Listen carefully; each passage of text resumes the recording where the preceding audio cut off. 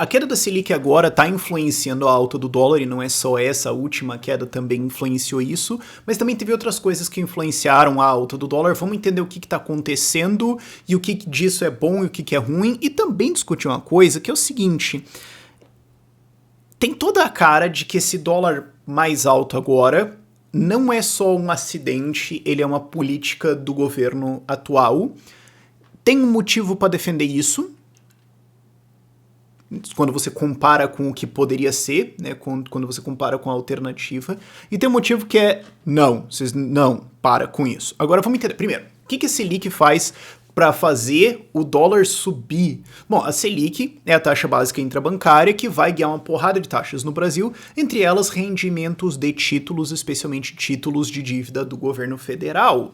Então, quando o governo vai lá e baixa a Selic, é importante entender isso, o governo vai lá e baixa a Selic. A Selic não é um fenômeno de mercado. Você vai ter uma taxa intrabancária de mercado, sim. Agora, a manipulação dela, né, o Estado determinando o que ela vai ser, é uma intervenção estatal. É Estado grande chegando pro mercado falando o que ele vai fazer. E é uma intervenção extremamente profunda, inclusive, porque a gente está falando de provavelmente o preço mais importante de uma economia, que é a taxa básica de juros, a taxa intrabancária, que vai ganhar um monte de coisa. Mas enfim, quando o governo vai lá e baixa ela, isso faz com que títulos brasileiros rendam menos. E o que acontece é que você tem grandes investidores, grandes bancos pelo mundo que investem em vários países do mundo diferentes para distribuir risco e tudo mais. E o que eles fazem é olhar isso e falar, bom, então tá, estagiário, joga na planilha aí. Baixar a taxa Selic para tanto, tá, beleza. Então agora o rendimento do Tesouro Brasileiro vai ser menor, o risco continua lá mais ou menos o mesmo, né? O país não mudou, então vai ter que redistribuir isso aí. Então tem que sacar um pouco daqui, vende Brasil um pouquinho, vai comprar títulos em outro lugar. Ah, mas Rafael, a queda Selic pode virar uma rotação para ações também? De repente seria uma boa ideia para um cara fazer isso. Bom, sim, mas existem fundos e bancos que só lidam com títulos. Então quando ele vai mexer só com isso, ele pode olhar e falar, bom, esse país não dá mais tanto dinheiro quanto dava anteriormente, então agora eu vou vender aqui e me posicionar em outros lugares. E vai sair para dólar é pressionado para cima. Isso é bom ou ruim? Bom, a manipulação de preços da taxa Selic é necessariamente ruim, não importa se ela é para cima ou para baixo. O Banco Central não deveria existir e a determinação da taxa Selic também não deveria existir. Agora, o rendimento do Tesouro Brasileiro cair é uma coisa boa? Bom, per se, se você isolar de tudo, porque ou ele significa que o país está sendo mais seguro, ou tem algumas outras forças, mas de maneira geral isso significa que menos dinheiro vai ter que ser roubado das pessoas ou emitido em dívida para pagar juros. Então menos dinheiro está sendo desviado da economia produtiva para pagar juro para o Estado. Então, legal. E também menos dinheiro vai estar dentro desses títulos e vai para outras coisas produtivas, não vai lá ficar financiando o Estado. Então se você só isolar isso é bom. Tem como você fazer isso? Não. Agora, é importante entender que isso vem de manipulação de preços. Então tem componentes aí e tudo mais, mas o fato é que isso pode estar gerando uma pressão no dólar para cima, a Selic pode ter gerado isso aí, e é consequência de você manipular um preço. Quem vai fazer isso lá no Banco Central sabe dessas consequências, né? Como se Paulo Guedes e a equipe dele não soubesse disso. E isso vai ter uma pressão no dólar. Aí, outra coisa que também tem uma pressão no dólar, que não é só a Selic, é rebalanceamento de posição. O que acontece? De novo, você tem bancos e empresas de investimento e tudo mais que investem em uma porrada de países. E aí eles têm a alocação deles. Vamos imaginar aqui, exemplo, eles têm 33 países com 3% cada um, dá 99%, o resto eles compram, sei lá, Bitcoin, esquece. Pra facilitar a conta, vai. Então eles falam, ó, então a gente vai encontrar 33 países bons aqui e colocar 3%. Aí às vezes, de repente, a gente acha que um país tá bom pra caramba, a gente permite que ele seja 5% da carteira. Mas você não quer que o negócio passe demais, porque senão você tá muito exposto a um país. Se ele der chabu, você vai perder uma puta grana, então é melhor você distribuir isso. Mas se o negócio estiver muito bom, a gente bota em overweight, vai. Ele não vai ser 3% da nossa carteira, pode ser, vai, 4, 5. Se ele estiver muito ruim, a gente baixa um pouquinho. Aí o que acontece? Você tem essa distribuição na sua carteira. Se a economia nesse país melhora, a bolsa do país sobe e o dólar sobe, que é o que aconteceu no Brasil, a bolsa subiu, o dólar subiu, de repente o 1 bilhão que você tinha lá sobe, sei lá, 3 vezes, você contar a alta do dólar e bolsa, digamos, tô chutando um número aqui, ele sobe de 1 para 3, de repente a tua alocação que era 3 estourou muito mais, você fala, pô, tem que rebalancear isso aqui. Por quê? Porque eu não quero ter capital demais em um país. Eu não quero estar exposto demais a um país, eu quero estar diversificado em uma porrada de países diferentes. Esse aqui subiu pra caramba, muito que bom, muito legal, estou feliz, ganhei dinheiro, mas o meu mandato, o meu estatuto me ordena que eu tenho que distribuir isso aí, que eu tenho que reduzir a minha posição aqui para ela ficar dentro da margem de porcentagem que a gente tem dentro do meu fundo e vai ter que colocar isso em outros países de repente, vamos ver quais que são as oportunidades aqui. Cara, normal. Só que isso vai causar uma saída de bolsa. Então quer dizer que o cara necessariamente está saindo porque o país piorou? Não. Aí você fala, Rafael, então você está querendo dizer que o cara meio que saiu do país porque ele melhorou? Sim, é uma coisa um pouco contraintuitiva, mas quando você entende como essas carteiras internacionais funcionam, faz sentido. O cara falou, ó, eu comprei aqui porque ele tá valendo a pena, ah, agora subiu. Não, agora continua valendo a pena, mas não tanto, né? Então vamos dar uma seguradinha aqui e vamos colocar em outras coisas que são novas oportunidades. Faz parte de investir, não tem nada de errado nisso. Ah, mas existe uma insegurança no mercado agora com relação a Bolsonaro e tudo mais. Existe essa narrativa. Eu não concordo com ela. Vamos ser sinceros, eu não concordo com ela. Existem motivos para as pessoas serem inseguras? Bom, se você tá no exterior e tá desinformado sobre o Brasil, até sim. Beleza. Eu, inclusive, converso com alguns investidores estrangeiros sobre Brasil e, cara, existe um lag de informação aí bem relevante, inclusive, né? Muitas vezes eu explico as coisas pros caras, tipo, ó, o que tá acontecendo realmente... Ah, tá, sabe? Muitas vezes notícias e tudo mais, coisas, distorções e tudo mais não passam, e muitas vezes tem coisas que são internas de Brasília, que o cara precisaria de alguém pago por ele lá em Brasília, sabendo de tudo, pra passar informação pra ele. E banco grande, fundo grande tem isso, fundo médio porte não tem isso, eles contratam alguém. Então, ou terceiriza, sei lá, enfim. Mas existe esse lag de informação, eu não concordo com essa tese de insegurança, mas tá bom. Alguém pode estar inseguro sobre o Brasil, alguém pode estar falando, ah, beleza, eu não tô sabendo o que tá acontecendo aí, vou sacar. Tá, mas isso é bom no longo prazo. Por quê? Porque assim, cara, se você tá fazendo uma cagada na sua vida, você não gostaria que alguém te falasse? Porque esse saque, toda compra, toda venda, todo preço, toda movimentação de mercado é uma informação. É a realidade chegando na tua cara e falando, ó, é isso aqui. Você pode gostar, você pode não gostar. Você pode concordar, você pode não concordar. A tua opinião não realmente interessa. O mercado acha isso. Te vira. Então, por mais que eu não concorde com essa percepção de que existe uma insegurança sobre o Brasil, eu acho o contrário, a gente tá melhorando muito, o fato é, bom, tem gente achando isso. Esse é o fato. Então isso sinaliza pra quem tá no governo que é, chama essa Secom aí, o que vocês estão fazendo, cara? Entendeu? Vamos fazer, fala bem, explica o que tá acontecendo, chama o Paulo Guedes, vai dar umas palestras em inglês aí, manda a gente pra explicar o negócio, vai ter que fazer propaganda nesse troço. Ah, o Rafael tá defendendo que o Estado tem que gastar dinheiro pra fazer propaganda no país. Não, eu não tô defendendo que isso tem que acontecer, eu defendo que o Estado tem que acabar. Agora, eu estou dizendo do ponto de vista, botando o chapéu estatista, isso é um sinal lá pra equipe econômica de, mano, propaganda, pô. Tem que explicar pro pessoal, certo? Você não abre só uma fábrica, faz um monte de produto, deixa lá no pátio e espera alguém passar na frente da fábrica e comprar. Então, do ponto de vista de um chapéu estatista, faz sentido. Os caras vão ter que fazer propaganda, ou eles vão ter que pensar. Bom, o que tá acontecendo aqui que dá motivo pros caras ficarem inseguros? Vamos parar com essa porcaria. Vamos parar com esse... Chama os malucos aí, pra eles falar maluquice. Chama os caras sensatos, bota pra dar palestra. O que será que tá dando incerteza? Chama os caras. E aí, chama os investidores. Cara, qual é a treta? Vai, dá o papo. Ah, isso... Ah, tá, não, beleza. Revola esse troço aí. É bom.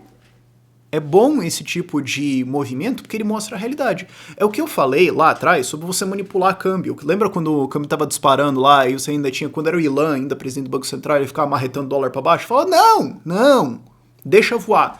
Ah, mas dólar vai estourar. Vai. E o que vai acontecer é, as pessoas vão perceber a verdade.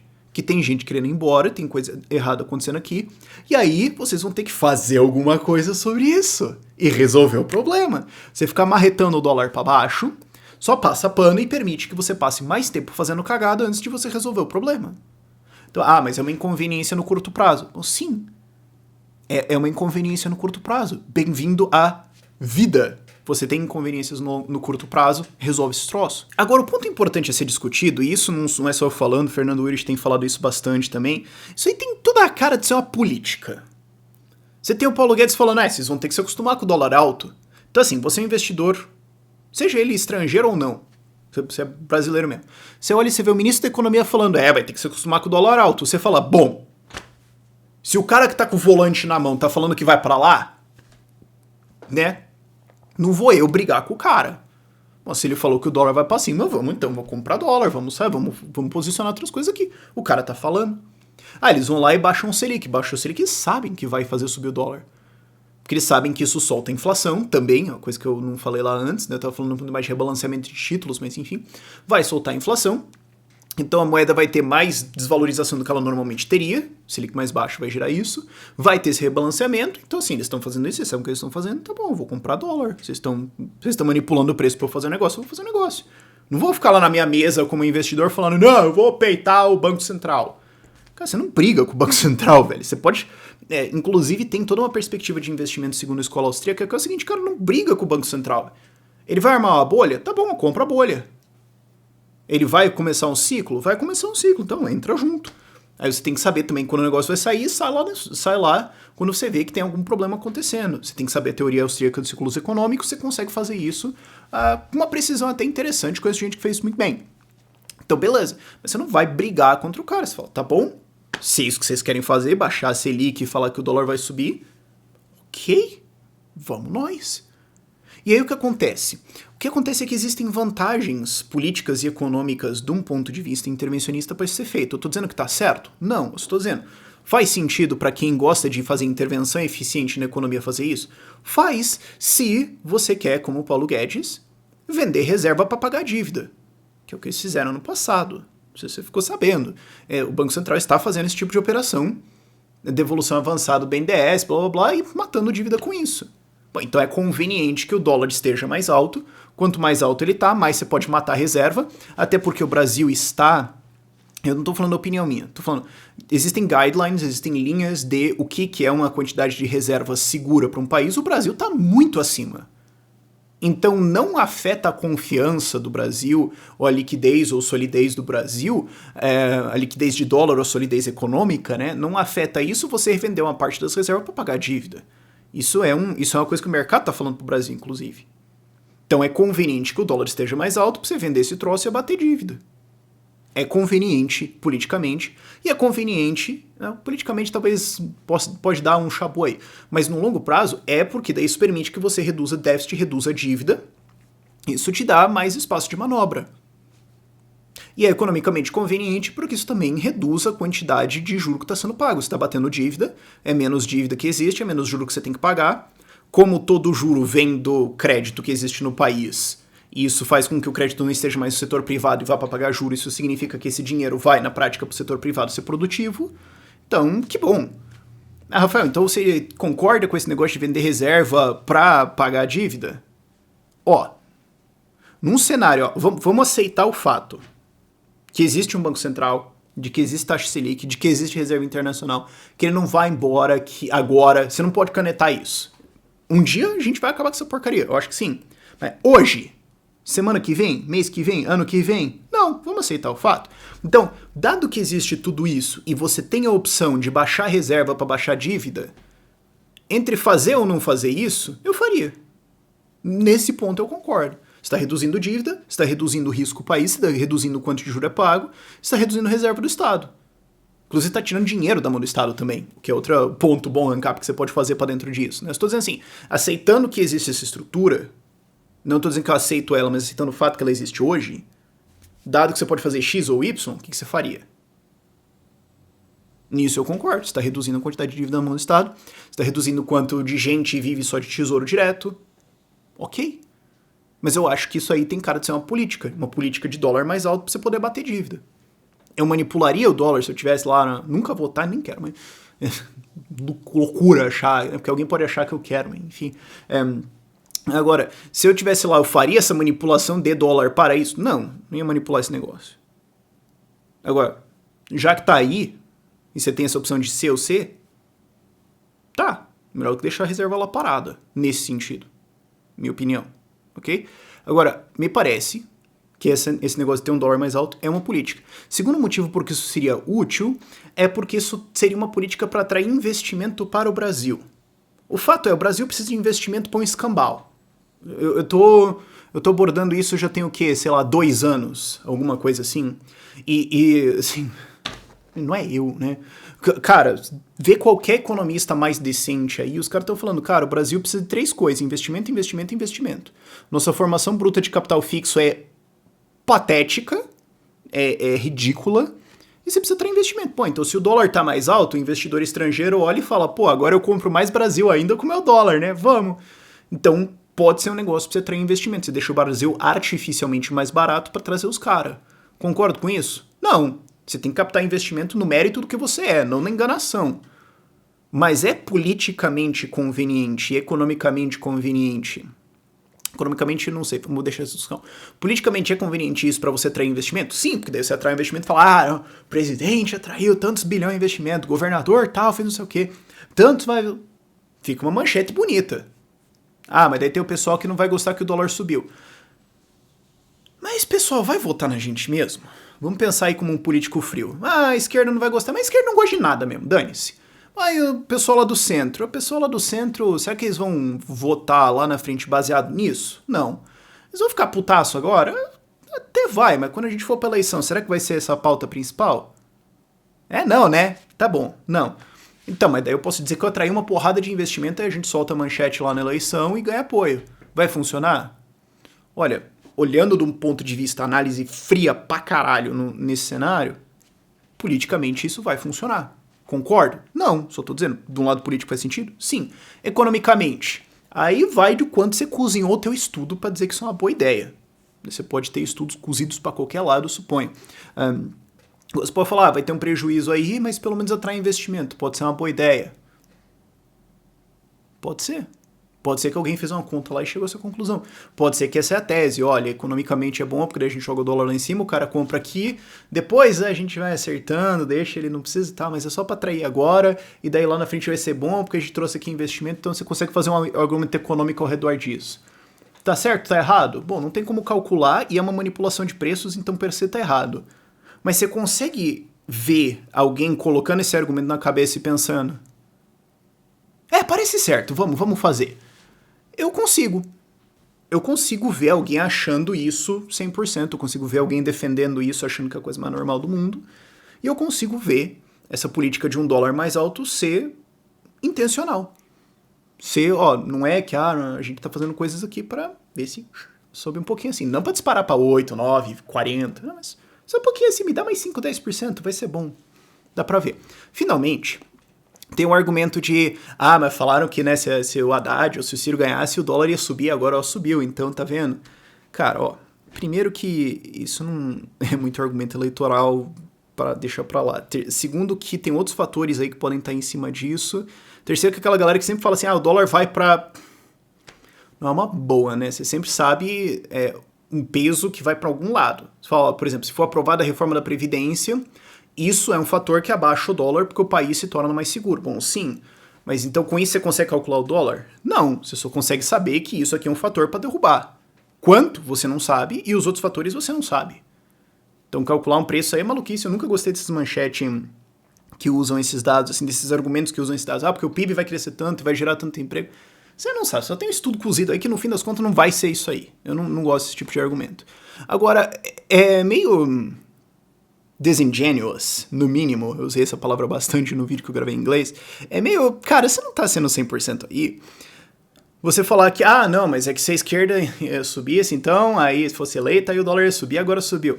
Cara, se a esquerda fosse eleita, se o Haddad fosse eleito, o dólar não ia subir, porque não ia ter dólar, porque não ia ter real, porque não ia ter Brasil. Ia quebrar o negócio inteiro. Então assim, subiu um pouquinho para 4 e pouquinho. Pode ser que subiu com uma política, inclusive, do Paulo Guedes, do Bolsonaro e do Banco Central para subir esse dólar. Pode ser. Se o Ciro fosse eleito, esse negócio ia estar na lua. Se o Haddad fosse eleito, esse negócio ia estar explodido para qualquer coisa. Então, não é como se você falasse assim, mas é que eu passei esse creminho anti-idade aqui e depois de 40 anos eu tenho umas rugas. Sim, mas não. Não é um argumento muito bom. Se a esquerda tivesse eleita no Brasil, esse país ia ter falido. Isso é uma coisa que precisa ser marretada várias vezes. Eu não tô abordando isso tanto porque já foi, dane-se, mas às vezes a gente precisa lembrar disso. Enfim, por esse vídeo é isso. Tchau, tchau.